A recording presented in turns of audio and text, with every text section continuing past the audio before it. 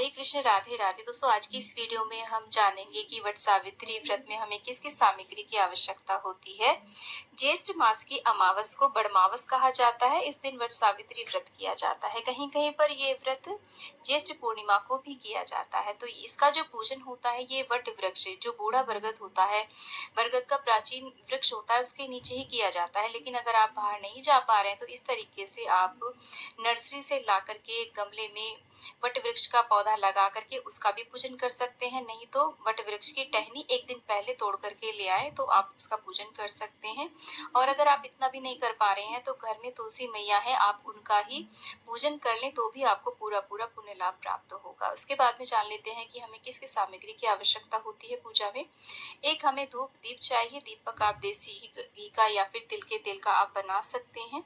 अक्षत, रोली, चंदन, हल्दी, कुमकुम इसकी आवश्यकता होगी, क्योंकि देखिए अमावस का दिन होता है। उत्तरी भारत में अमावस में और दक्षिणी भारत में ये पूर्णिमा के दिन मनाया जाता है। तो तिल का विशेष रूप से प्रयोग करें, क्योंकि पितरों का दिन होता है अमावस जो होती है। तो आप पूजा में काले तिल का जरूर प्रयोग करें। इसके साथ में ऑरेंज सिंदूर को बेहद शुभ माना जाता है। तो पूजा में ऑरेंज वाला सिंदूर अवश्य रखें और साथ में देखिए कुमकुम रख लें। तो क्षेत्रीय मान्यताओं के अनुसार सामग्री थोड़ी बहुत अलग हो सकती है। और इसके बाद में देखिए हम कलावा, मौली उसे रख लेंगे पूजा में। और कच्चे सूत से फेरियां दी जाती हैं वट वृक्ष की, तो कच्चा सूत रख लें। कच्चा सूत आपके पास नहीं है तो आप कलावे से भी इस परिक्रमा को कर सकते हैं। साथ में देखिए आरती करने के लिए हमें कपूर चाहिए। आप चाहें तो दीपक से भी आरती कर सकते हैं। छोटा सा हवन हो सके, क्योंकि देखिए अमावस का दिन है तो हवन अवश्य रूप से आप करें। तो हमने थोड़ी सी सामग्री और कपूर ले ली है हवन करने के लिए। साथ में देखिए हमने गणेश जी बनाए हैं सुपारी के ऊपर मौली लपेट करके, और यहाँ पर हमने गोबर से गौरी माता बनाई है।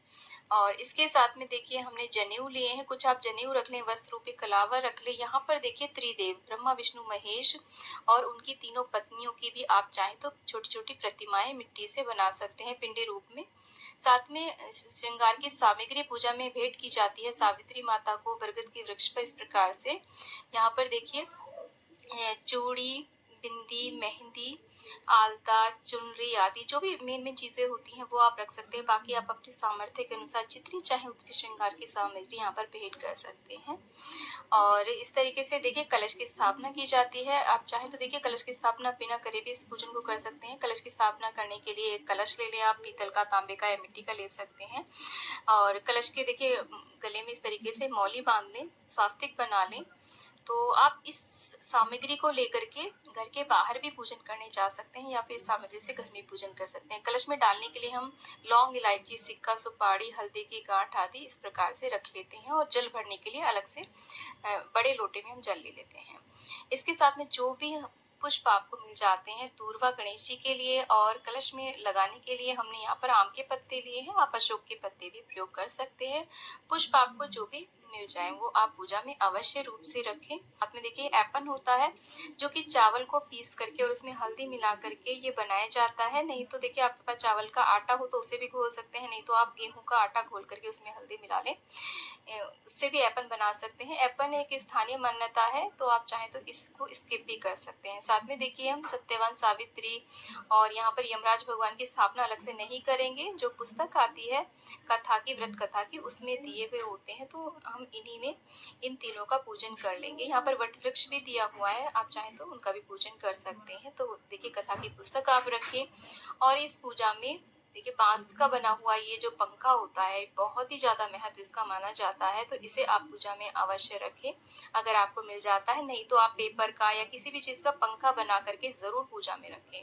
शुभ तो देखिए बांस का ही माना जाता है, बांस की डलिया का और बांस के इस प्रकार से पंखे का। आप चाहे तो देखिए नारियल का भी बना हुआ आता है, वो भी आप ले सकते हैं। अब कोई भी उपवस्त्र आप वट वृक्ष को अर्पित कर सकते हैं। आप चाहे तो यहाँ पर देखिए पैरावनी रख सकते हैं पूजा में, साड़ी आदि भी रख सकते हैं। और आप यहाँ पर देखिए पूजा में आप अपने हस्बैंड के लिए कोई ना कोई वस्त्र अवश्य रूप से निकाले। कोई टी शर्ट निकाल सकते हैं, पैंट शर्ट निकाल सकते हैं, या फिर इस प्रकार से कोई भी उनके लिए धोती, कुर्ता कुछ भी यहाँ पर चढ़ा सकते हैं। पूजा के बाद में आप इसे अपने हस्बैंड को दे सकते हैं। पूजने के बाद में जल का हमें एक कलश चाहिए और बाकी कलश स्थापना के लिए अलग से जल और चाहिए, शुद्ध जल। तो ये कुछ सामग्री है। और साथ में देखिए ऋतु फल, जो भी कोई मौसमी फल होते हैं वो इसमें अवश्य रूप से रखे जाते हैं। और यहाँ पर मीठे बरगदे बनाए जाते हैं, यानी कि मीठे गुलगुले या फिर बरगद के जैसे जैसे फल होते हैं ना, इस तरीके के मीठे बरगदे बनाए जाते हैं। आप चाहे तो हलवा, खीर, पूड़ी, जो भी पूड़ी पकवान आपके घर में बनते हो वो पूजा में आप रख सकते हैं। मीठे पूड़े भी आप चढ़ा सकते हैं। अठावड़ी, हमारे यहाँ पर अठावड़ी चढ़ाई जाती है, 8 पूड़ियाँ बनाई जाती हैं और पूड़े बनाए जाते हैं। साथ में मौसमी फल आप ले लें, जो भी मौसम के फल आ रहे होते हैं, आम, खरबूजा और केला, जो भी हो, और एक श्रीफल ज़रूर अर्पित करना चाहिए इस पूजन में। तो इस प्रकार से दोस्तों ये ऋतुफल ज़रूर से रखें, नारियल रखें, नारियल के ऊपर देखिए हम कलावा लपेट करके ही इसको हम भेंट करेंगे। वट सावित्री व्रत पूजन में सबसे महत्वपूर्ण चीज़ होती है काले भीगे हुए अंकुरित चने। तो आप इन्हें अंकुरित कर लें एक दिन पहले ही। और अंकुरित चने अर्पित करने से इस पूजा में कहते हैं कि हमारी वंश वृद्धि सदैव वृद्धि को प्राप्त होती है, सदैव वह बढ़ती रहती है। तो इनको आप पूजा में अवश्य रूप से प्रयोग करें।